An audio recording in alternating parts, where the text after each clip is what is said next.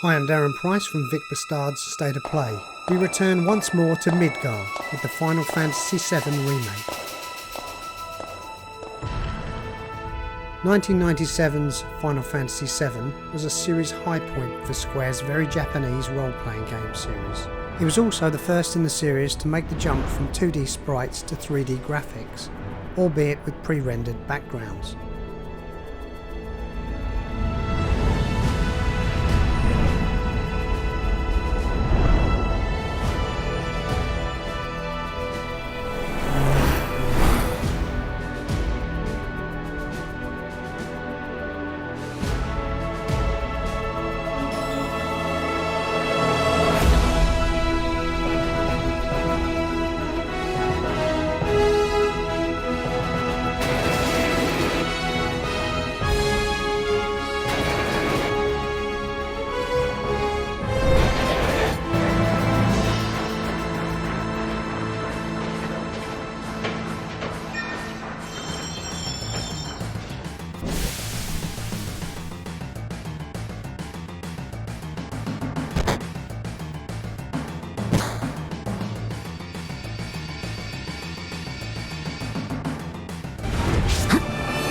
The story follows ex-soldier and now cocky mercenary Cloud Strife.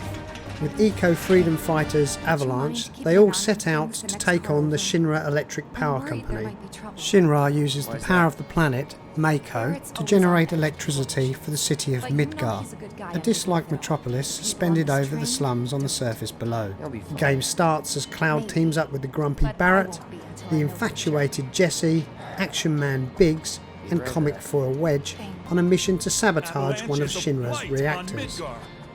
From here we learn that Cloud has been enlisted by his childhood friend Tifa to provide his mercenary skills and help her Avalanche teammates. The Final Fantasy role-playing game series is renowned for its quirky stories and unique characters. Final Fantasy VII really pulls out the stops to give players an eclectic mix of endearing characters and charming, if odd, storytelling.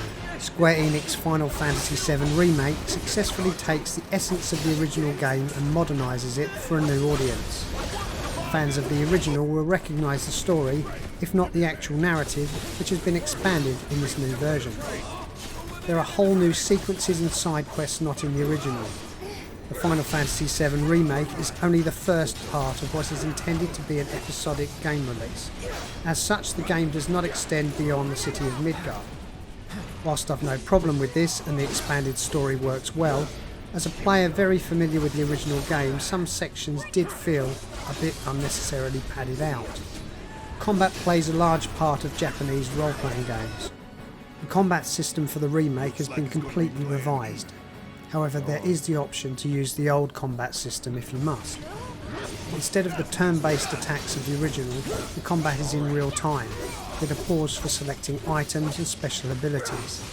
This revised combat system is similar to that of Final Fantasy XV and includes the stagger mechanic introduced in Final Fantasy XIII. Unlike more recent Final Fantasy games, I've found Final Fantasy VII's combat very easy to pick up. In a similar way to the original game, materia crystals can be inserted into weapons and equipment to provide extra abilities. Materia is found lying about game levels and is worth going out of your way to find.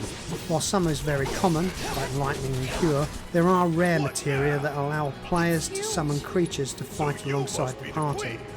Having a party fully equipped with materia increases the odds of survival, especially against powerful enemies.